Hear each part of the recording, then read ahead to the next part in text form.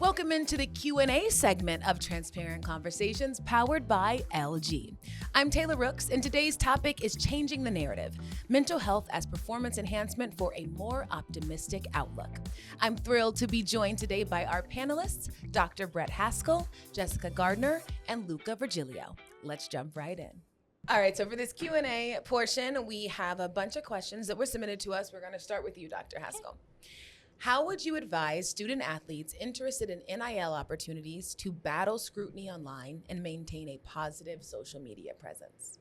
I think there's a lot of different strategies. I think getting really creative about how you filter some of that information.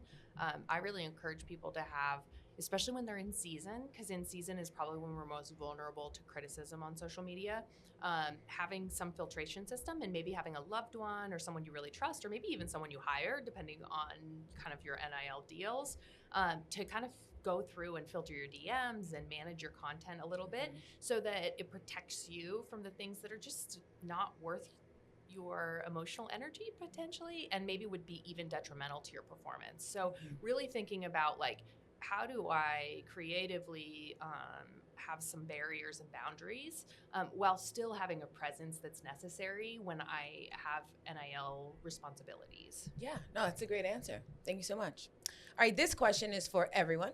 It says, what is your go-to positive affirmation that you practice daily? I would say control what you can control, because sometimes things are not going the right way and you try to fix everything, but sometimes there are things you can't fix. So you just got to accept the fact that sometimes you can't, and you got to control what you can control. I like that. I say that one too. What about you, Jess? Mine's pretty similar, but it's be where your feet are. So just understanding that being present is going to be the best version of myself, and I can only show up if I am where my feet are. And so just kind of getting out of my head and being present, like I said. Definitely. What about you? Be here now, which is about being anchored in the present. I use be where your feet are a lot with athletes, but I like be here now. And then if I'm having a really difficult day, I always remind myself that I just need a good night's sleep, because usually everything looks different the next morning. So Definitely. I like that. I would say mine is probably just that you're good enough. You know, I think that, you know, especially with the work that I do, but also personally as well, there's so many times that you just need to love yourself and say like, I've done this, things are okay, and you are good enough. So it's simple, but it's certainly very helpful for me. All right, this one is for Jess. How did your coach build chemistry and loyalty between you and your team? Because some people believe track and field to be a very independent sport. Yeah, so Coach St. Clair is the head coach on the Nebraska track and field team, and he did a great job of building team chemistry just through different things we would do as a whole entire unit. So there was a series where actually sports psych came in, and we had different meetings with them about sleep and hydration and all sorts of stuff. But getting the whole entire team together, we also do team activities. So like we do a football watch party at the indoor facility, and we all play games and hang out. And it can be really hard to get the whole entire team together, but it's been really special, and you can definitely notice a shift in the last few years since he's became the head coach. So, oh, that's great. I love that. All right, Luca, I love this question. This one's for you. It says, what stigma about men's mental health do you still see? That you're weak. If you open about, you know, your mental struggles, that you're weak. And weakness is not accepted still in this day and age in sport. And I think that's BS, quite honestly, because you're just limiting yourself. If you're able to overcome that stigma, there is another level that you can get to. Yeah, absolutely. I hate when anyone even insinuates that. So I absolutely. also think around crying, like we're so hard on men for tears. And it's such a like biological reaction that's actually really healthy for a lot of reasons. But yeah, I feel like men are always, they come in and often they cry because it's like one of the few spaces they can, but they're so apologetic about it. And I'm like, yes, please keep apologizing for being a human.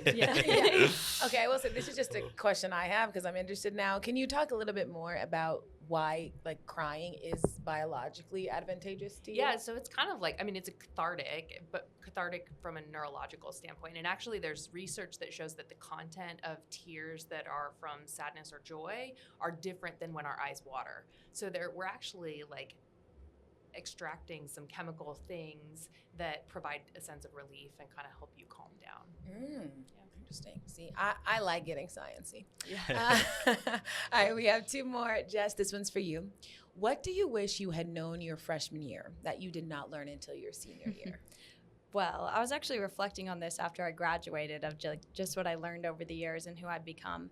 And there are things that I definitely learned throughout my experience. There's nothing that I wish I knew, though, because if I could do it again, I wouldn't do anything differently than it had gone. And I think everything that I did learn, I was supposed to learn at that time through that experience. But things throughout the years that I gathered were just finding a sense of community at Nebraska was one of the most important things, and something that I'd recommend to anyone about to go through the recruiting process is, along with the coaches and the facilities and the other things you're looking at, finding a place where you feel like you belong and you feel like you fit into the team is just as important for your success. And then the other thing that I learned was, like I said earlier, being where my feet are is going to allow me to be the most successful. Definitely. I love that. All right, this last one is for Luca, and I really am interested in your answer to this one. They asked, what differences have you noticed in collegiate athletics internationally and how they treat student-athlete mental health? Well, that's a great question. I would say, from my experience, that in the States, there is more attention to it. Maybe because there is more resources. There is more resources that they're investing right now into that. Back home, not as much. We're kind of a little bit more old school. But it's kind of interesting for me because there is a lot of international student athletes that are coming to the States a lot.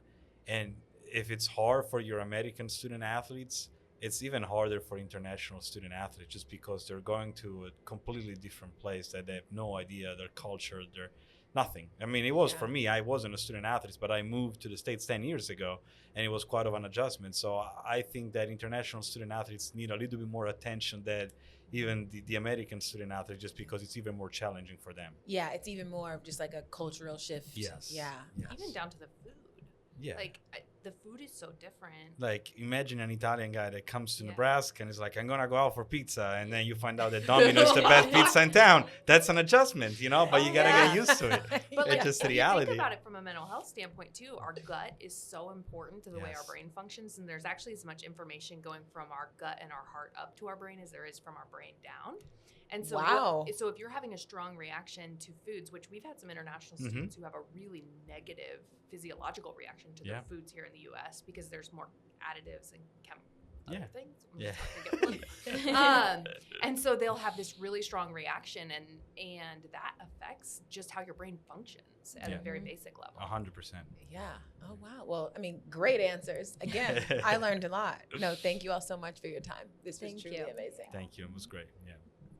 Thank you so much for joining us on this episode of LG Transparent Conversations. For more episodes and to catch up on Season 1 and Season 2, check out LG Transparent Conversations on Spotify, Apple Podcasts, or at lg.com/US/transparent-conversations.